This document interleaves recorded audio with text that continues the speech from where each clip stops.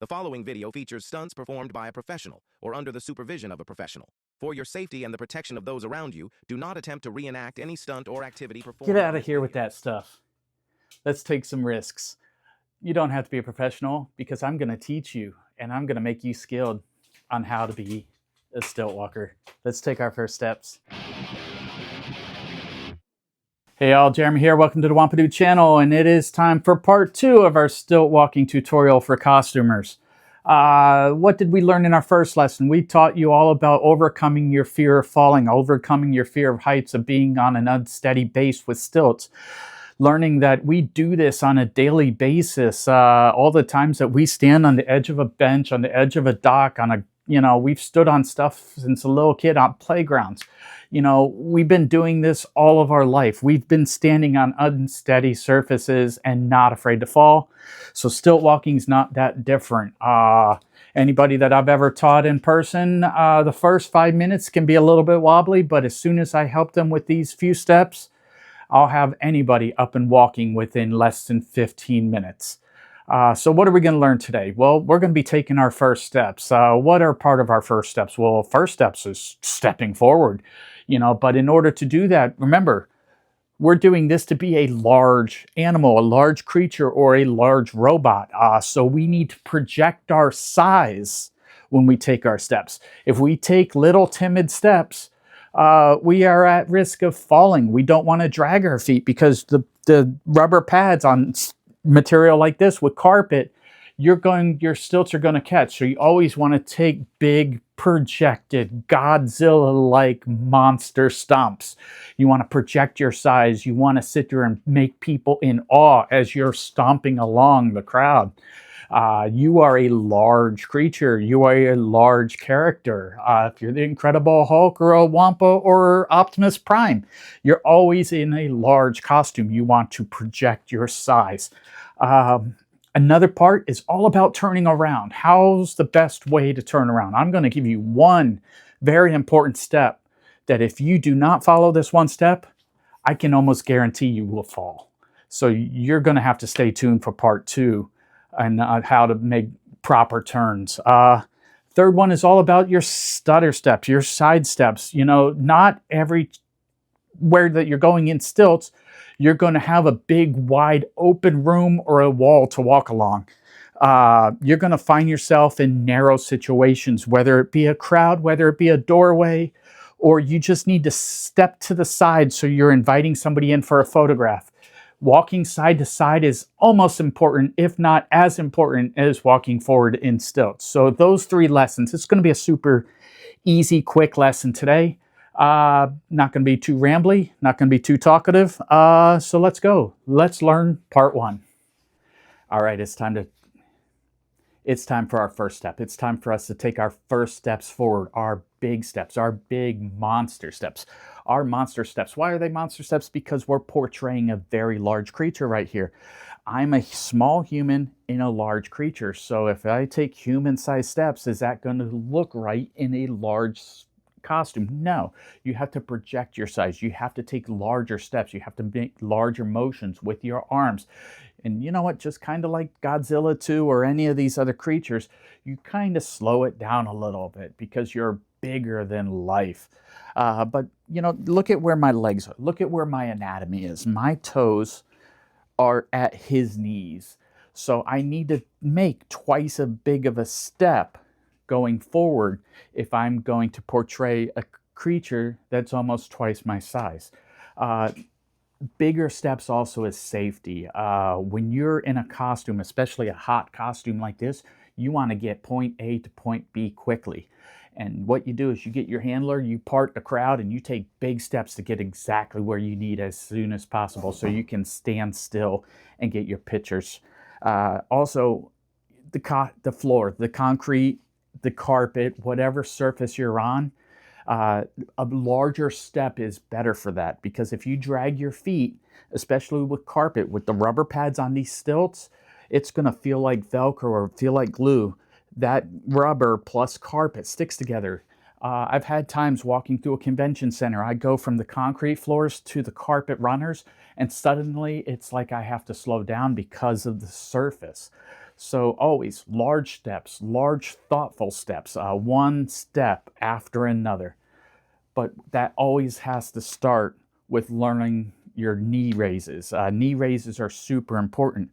We're gonna get this bench out here. We're gonna do a practice run on the bench just so I can explain it a little bit better. So let's do that. Here at our practice bench, we are working with a 20-inch lift. The stilts are 24 inches. It's, you know, if you're practicing, that extra 4 inches is really not going to be a difference. What I do is you can find something like this. This is a metal utility bench. If you have a picnic bench or a playground equipment or a seawall or a dock or the side of a pool, really anything that has a ledge, you can practice with. If you have ankle weights, I use these ankle weights to rehab my knee after my knee accident. These things actually simulate the weight of the stilts. These are one of the things that I practiced with to see if I can even stilt walk again. But let's do that. Let's stand up on our bench. Now, again, this could be anything. This could be a picnic bench. This could be playground equipment. This could be the side of your pool. How many of you stood like this on the side of your pool ready to jump in? How many of you stood with just your toes on the edge of something ready to jump backwards into a pool? This is very common for us. This is something that we've done all of our life. So this is where I part of the mental side of it in part one is we've already done all of this. We've stood up high on stuff. We've stood on the edge of things. So with that, we're going to start doing our marches. We're going to do our first drill, which is our marches. And it's just a knee raise. And because we're monsters, because we're taking big monster steps, we're going to exaggerate it. So we're going to bring them all the way up. And if you can get to the edge of this and do this, even better. If you want to walk to the back edge and do it, even better. You want to walk to the back over here, even better. Because you want to sit there and practice learning to be up high and standing on one foot. Because this is huge. This is big if you're in there, because you'll have to use the 1 foot and marching in place when you're on stilts to start all of your next moves. To make your first step, you need to learn how to stand on 1 foot. If you have a handler, hold on to their hand. If you have a wall, hold on to the wall and try to practice being up high on 1 foot. It's that simple. So look with that. Let's get in our stilts. Practice bench is back. It's time to stand up. First thing I'm going to do is I'm going to stand up. I'm going to check my straps. When I stand up, I don't know if my straps are tight or not, because you can tighten them all you want sitting down. Not until you stand up do you know if your straps are good. So first of all, I'm going to test it. You know what? This one feels a little loose. I'm going to adjust that.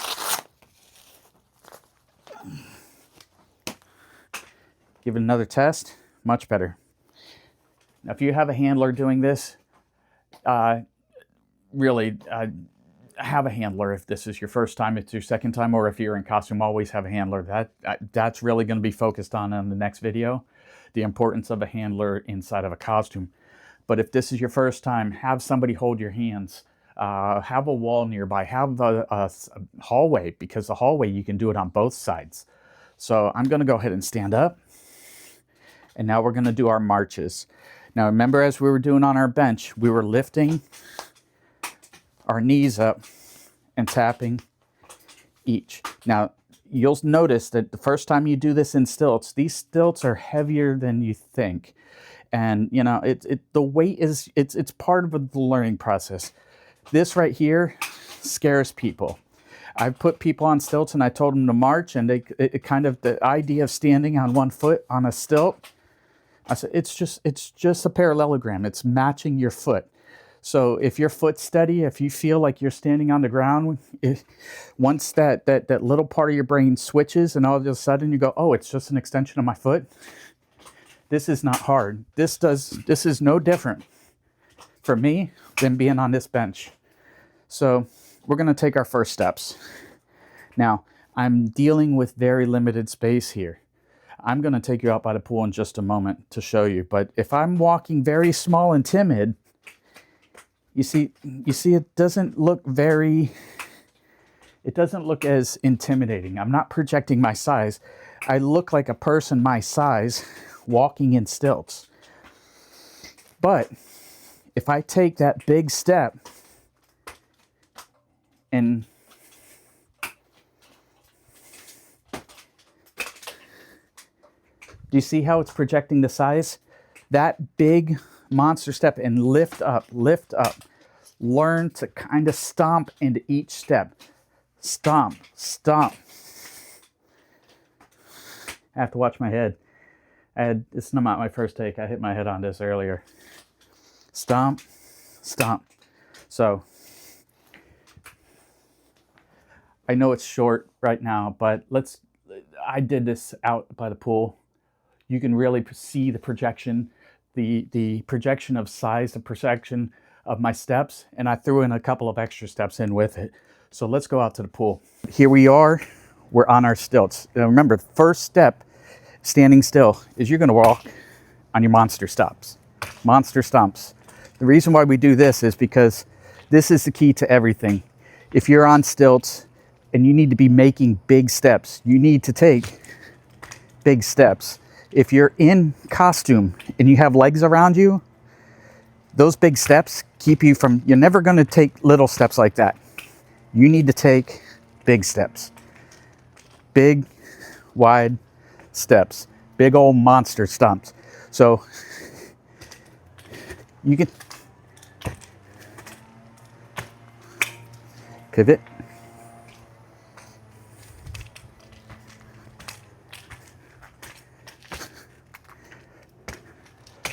Now, it does look weird at first. It looks like I'm taking big steps, but if you think about it, it's just a projection of your foot.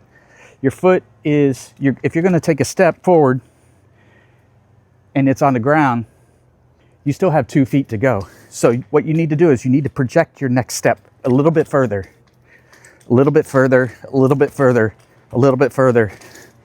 That way your natural gait, when you're larger, looks more natural instead of taking little human steps like this in a big costume.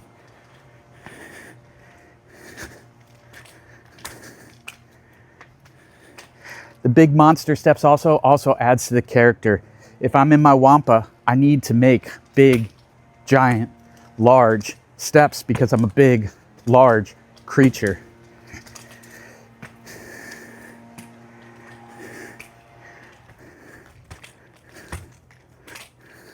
Part 2. You saw me do it. You saw me do it when I was walking and doing our monster stomps. You have to turn around. You really have to turn around. There's no ifs, ands, or but it. You know, you have to be able to turn if you're walking in stilts.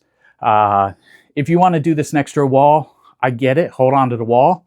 If you want to do it holding on to your a handler's hands, hold on to them as you're doing it. But remember, always keep your weight over your knees. And remember, this tool, this is where this really comes in handy. This is the tool that we made. This is a plumb line. I forgot to name it during the last video. This is your plumb line. It always shows you where gravity is pointing. You're pointing straight down. And when you're turning on your stilts and you're moving into a different direction, you always want to keep your weight over your 2 knees. So if you practiced with this during your warm-ups and trying to get over your fear, this is a good way to remember, thinking about keeping your weight over your knees. So let's get up. All right, so if you notice, I'm going to constantly shift my weight from leg to leg until you feel that pressure over the knees. But the number one rule, never start with your outside leg, start with your leading leg. Your outside leg, if you're starting this way, what you're doing is you're putting your base into a small area, which puts you at risk of falling. So what I'm going to do is I'm actually going to widen my base as I turn. I'm going to start with my outside leg. I'm going to start with a 45-degree turn, and then I'm going to bring the other one to parallel. 45 degrees, parallel, 45 degrees, parallel, 45 degrees, parallel, 45 degrees, parallel. And if you notice, as I was doing that, I was kind of shifting back and forth. I was waddling like a penguin. Because if you're in a big costume, when I hold these arms, it's helping me balance as I'm going around. And I kind of use the weight of each arm as I'm doing it to turn around. If you want to practice with something in your hands for this, something like this is very good. This goes good with your monster stomps too. These are spotter arms. You can use a couple of weights in your hands just to keep the weight and the balance out here. And they'll help. I'm going to use the spotter arms. I'm not going to use weights. This kind of works like a tightrope walker. You see them with the big old bar and they hold it as they're sitting here with a narrow foot base. Same thing goes for here. Just holding these out here, you're going to find your balance a little bit more. So if you're learning to walk and if you don't have a wall nearby, something like these are a great tool. It could be a pole, it could be a broomstick. Just make sure it has a little bit of weight to it and it's not something that's going to knock you underneath your stilts. So if you watch, monster stomp over, a little turn, and a monster stomp over. Now you notice I'm turning the other way. Same thing, I'm leading with my outside leg, I'm turning a little bit. Monster stomp, 45 straight, 45 straight, monster stomp. I'm doing my penguin waddle, my waddle around. And if you notice, as I'm doing it, I'm turning this foot and I'm bringing the other one forward. Turn, parallel, turn, parallel. I'm never crossing over with this foot or this foot. I'm always leading with my outside foot.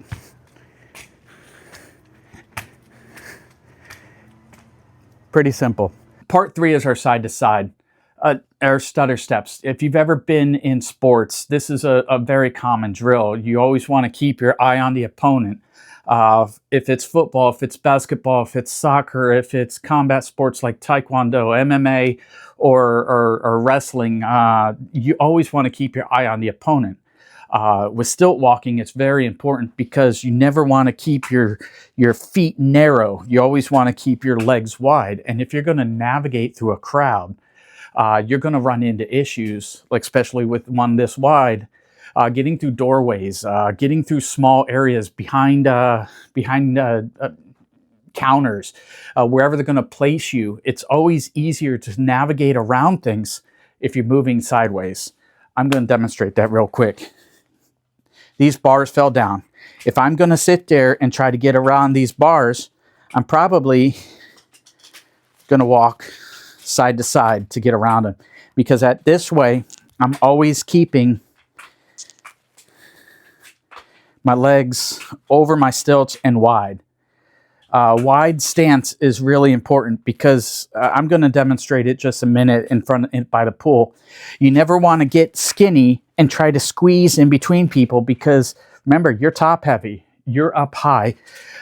You always want to keep your base about as wide as your shoulders. I always try to keep at least a foot to a foot and a half between my stilts because if you look at the sides of these legs, they're very wide also. I always want to keep my legs wide. So if I need to get over there quick, it's quicker to go this way than to turn and take steps forward. So side to side is one of your most important things. I think walking sideways is almost as important as walking forwards. Walking backwards, you really don't need to do it. You can turn around and walk back. You see me walk backwards every once in a while, but it's always small steps because I don't ever want my weight to go backwards because I can't catch myself as good as I can catch myself going backwards because you have a tendency to fall backwards when you're on these. Going forward is another thing, but if I need to move over here, a big side step. It's almost a monster step to the side. If you can clear it in 1 foot, 1 step, perfect. So if you really want to practice, find a wall.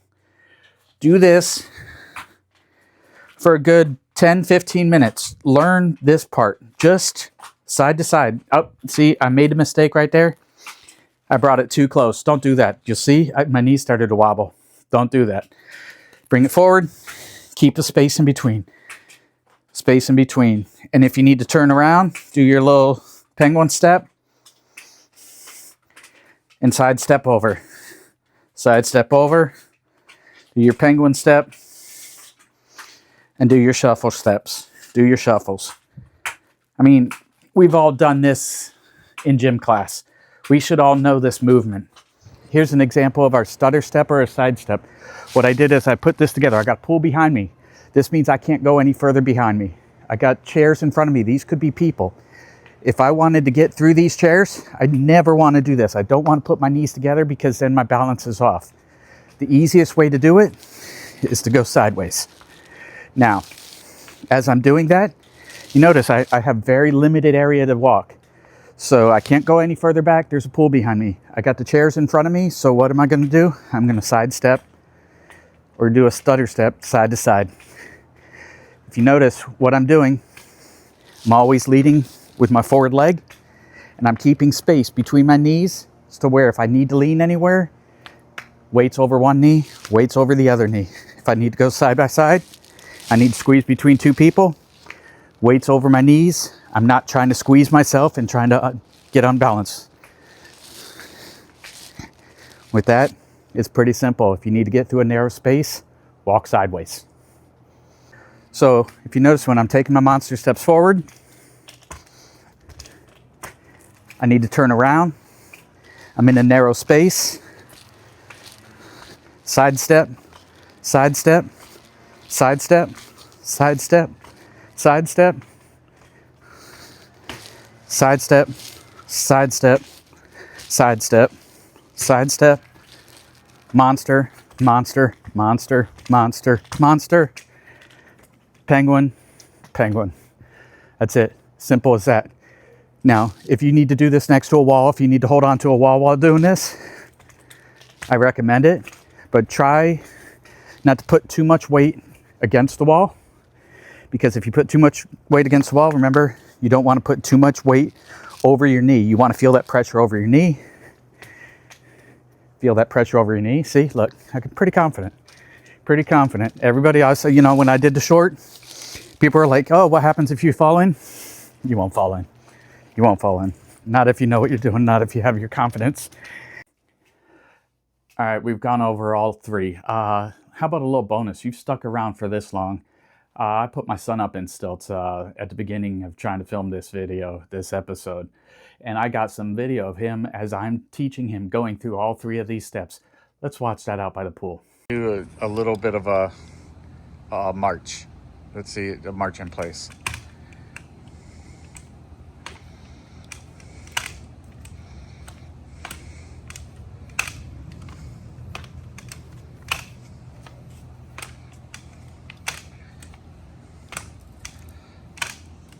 Side step to the side. Whoa, whoa, whoa, whoa.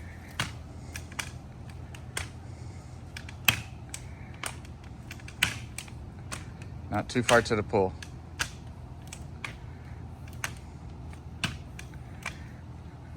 Lost balance there, bro. And do the penguin turn in place.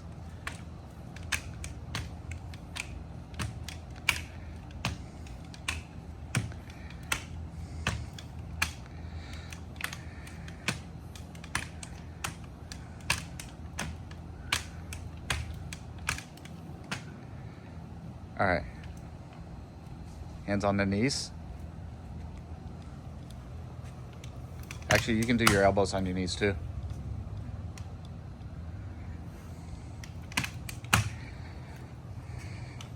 All right, that brings us to the end of our tutorial. What did we learn today? We learned to take big, large, monster stomping steps to project our size and also for safety, because we don't want to drag our feet, especially with carpet, with rubber soles. It puts us at a tripping risk. We also want to take big steps to make sure that people know that we're not just the guy in stilts. We're projecting our form. We're getting and clearing these giant legs from side to side to make it look like it is a creature walking, and like it is a giant robot walking. We don't want to take little tiny steps and have them go, oh, well, that's a guy in stilts. Then we learn to turn. We learn to turn by always leading with the outside leg, but our lead leg, which direction are we turning? We're going to turn with that leg. We're never going to cross our legs, because what it does is it brings our center of balance together and puts us at risk of falling. I've seen people fall crossing their legs in stilts. Then we learn to stutter step. You know, stutter step is just important as walking. Walking side to side to invite somebody in for a photo, or trying to squeeze through a narrow doorway. You know, look at the size of this guy. You have to learn something like that. That is equally as important. So what's coming up next for part 2? Part 2 is all about being in costume and being a stilt walker, talking about some of my experiences, some of my pitfalls that I've run into, and I cannot do that without putting part of it on. So this thing is coming off of the stand. You're going to see this in action for the first time in years. Well, at least maybe the legs. I'll go through a lot of the lessons that we learned today. I'll show you why monster stomping is important, why turning is important, why stutter stepping is important, and how to navigate through crowds, how long that you want to time your durations, how to get from point A to point B quickly. All of that's coming up in the next video.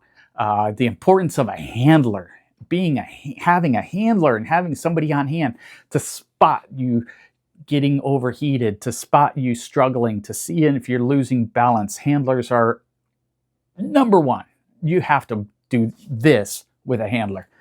But that brings us to the end. And, you know, what's the end stuff that I got to do? Well, first of all, I'm filming this over Father's Day weekend.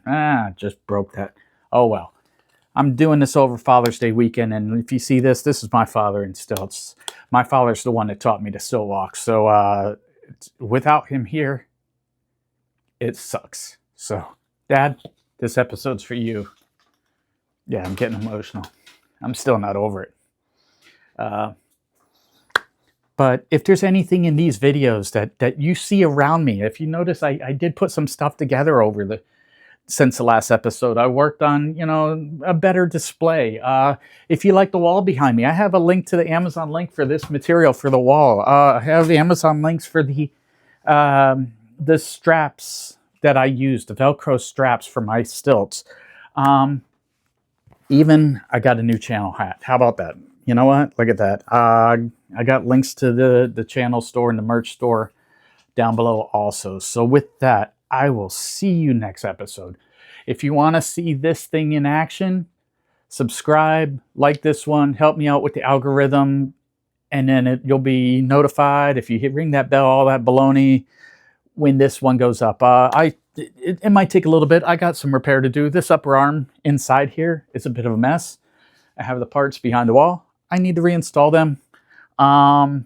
And yeah, I'm planning on being in that thing again in November. Yeah, I'll be in the whole thing in November. But will it be this version of it in November? That's why you have to subscribe. That's why you have to stay tuned to see what's coming up next, because I got huge plans coming.